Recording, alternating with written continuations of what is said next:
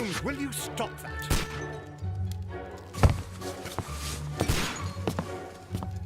You are utterly mad.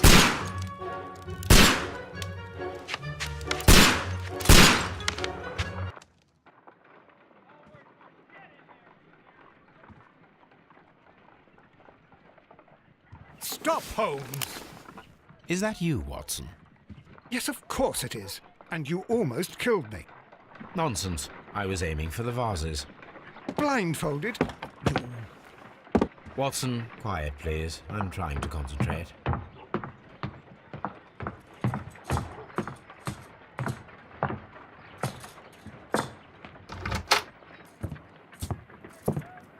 Ah, Lestrade. What is it this time? He can see me. Well, here it is, and it's a good one, Mr. Holmes. A gentleman by the name of Peter Carey, also known as Black Peter, has been murdered. A sailor, most probably. What happened here? Oh, Mr. Holmes, how could you? It's the only exercise I've had all week. A grateful client from Limoges sent me a vase collection this morning. I couldn't think of a better use for it. You're out of your mind. I missed 4 out of 10. Given you were blindfolded, that was very good. Can I have a try? Am I the only sane one here? I suppose that Watson is right, Inspector. A little brain work would be preferable now. Do please tell us more about Black Peter. Peter Carey, born in 1845 and 50 years old. An ambitious sort, he achieved much success in seal and whale hunting around Scandinavia. Retired in 1884 with a small fortune. He invested his money in a property called Woodman's Lee, near Forest Row in Sussex. It was where he lived for 6 years, and where he was found dead yesterday. Has the investigation already begun? Yes and no. In fact, this crime is so mysterious that I would prefer you to join me down there. Give me half an hour to prepare, Inspector. Take your time and join me there. I have to go through the yard first. The Medi men struck again. What have they done this time? They robbed a powder reserve. I'll meet you at Woodman's Lee, Mr. Holmes. I should help Mrs. Hudson here. I also have several appointments that I must keep this afternoon. I shall go alone, then.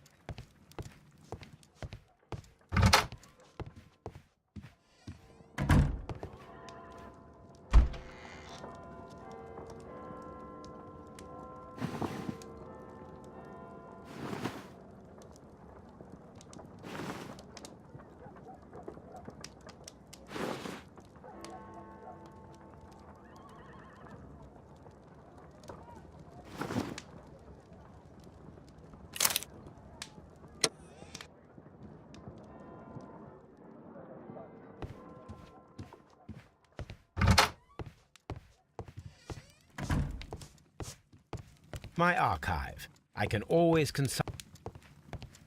Oh, what a mess! What a terrible mess! A map of London and the surrounding area.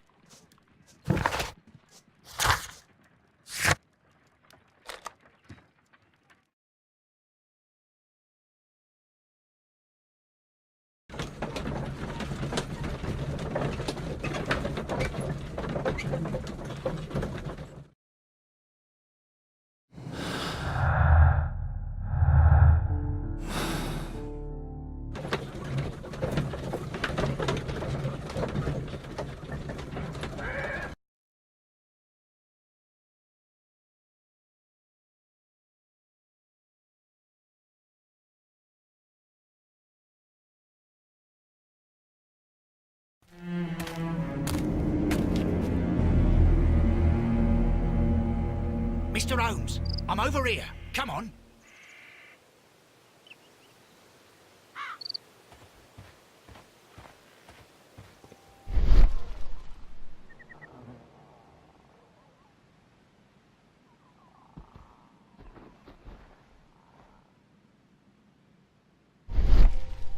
These footprints appear to be quite large.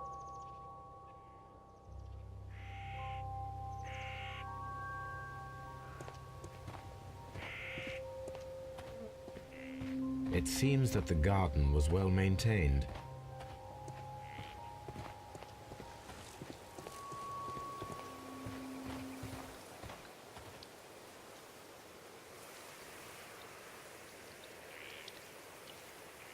Inspector Lestrade, when will you remove my husband's body? It's sacrilegious to leave him here like this.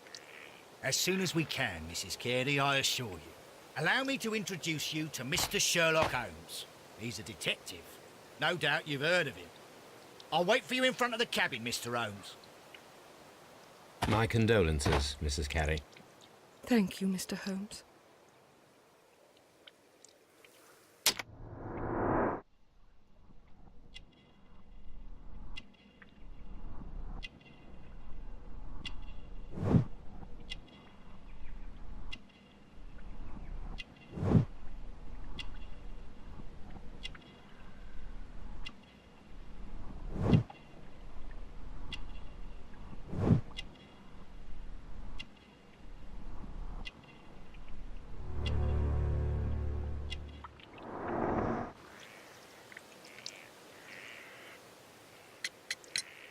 Madam, can you tell me if you saw or heard anything unusual upon the night of the murder? At 2 o'clock in the morning, I heard a terrible scream. But I thought nothing of it then. He would scream all the time when he was drunk. Can you please tell me what occurred on the evening of the murder? Well, Peter got drunk in the evening. He was in such a terrible temper. Usually, whenever that happened, he'd stay all night drinking in his cabin before passing out. Do you remember at what time you found your husband's body? In the morning, at around 7 o'clock, I noticed the cabin door was open, but I didn't go in to take a look, for I knew my husband would not have liked it. At around 10 o'clock, I dared to glance in through the door and, oh dear. Was your husband accustomed to receiving visitors? Oh, no, I don't think so. I mean, he didn't really have many friends. We lived quite an isolated life here, after his retirement.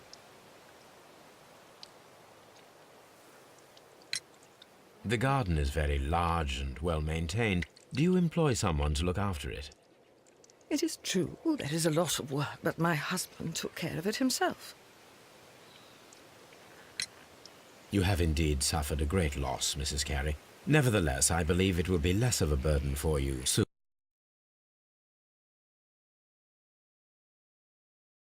Yes, life with Peter was never easy, but he was still my husband.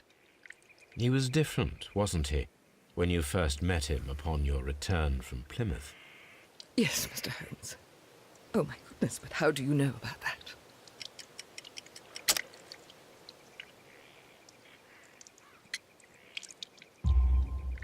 You undertook a pilgrimage to the Cathedral of Santiago de Compostela when you were young.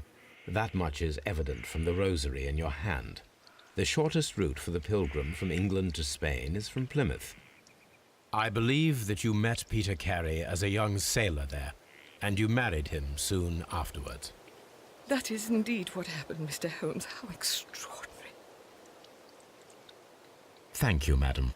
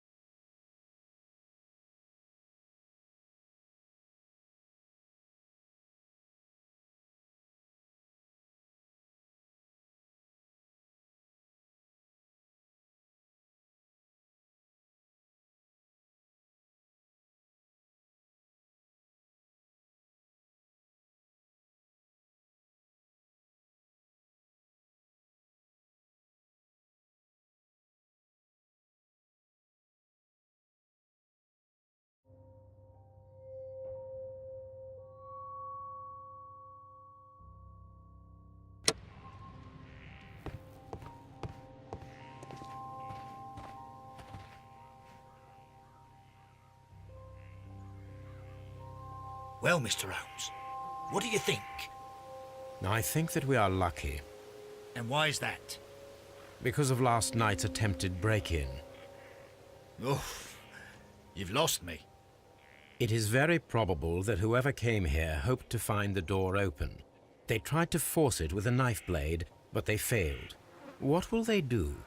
Why, return tonight, when they will be better prepared. Aha! So what do you propose? We shall remain on the outside, near the window, where we stand the best chance of catching sight of our visitor. Well, gentlemen, ready your pistols. We have a long night ahead of us.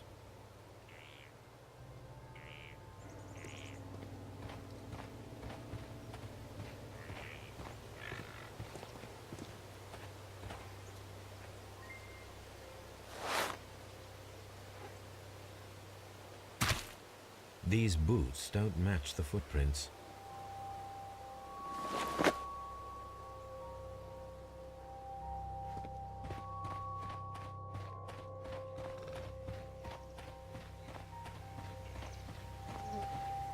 This looks like the perfect hiding place.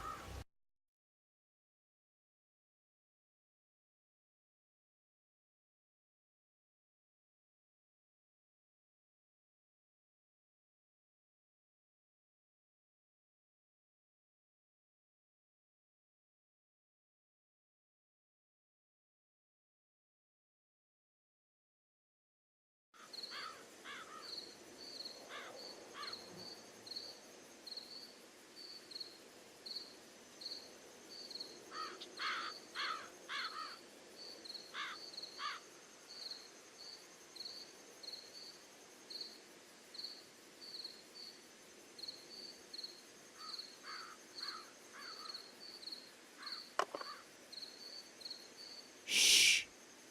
Did you hear that?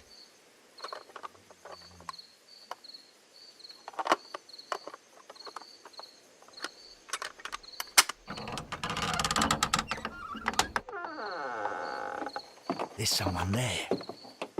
I'm gonna collar him. I'll be right behind you. Police! Hold it right there.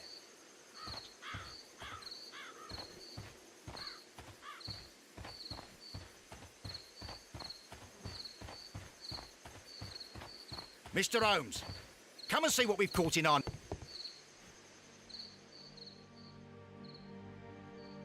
All right, my fine fellow. Who are you and what are you doing here? You're detectives, I suppose. You imagine that I'm connected with the death of Captain Carey. I assure you I'm innocent. Innocence? And what are you doing in his cabin? Shall I tell you? You came to retrieve what you had lost after killing Peter Carey, but we were here waiting for you. What is your name? John Hopley Nelligan, but I didn't... Do you deny that you came here yesterday? No, but yes, it's just that I couldn't... I'm tired of this. Off we go to the yard. Tomorrow, I'll see that you're put in front of the judge. What? But you can't! I'm not... It's a terrible mistake! Enough. You can explain all of that to the judge. You're coming with me to the yard. But... In light of recent events, it seems evident that your coming here was unnecessary. All the same, I'm very grateful to you, Mr. Holmes. You are welcome, Inspector, but please don't be too hard on our young fellow. I would like to question him tomorrow morning.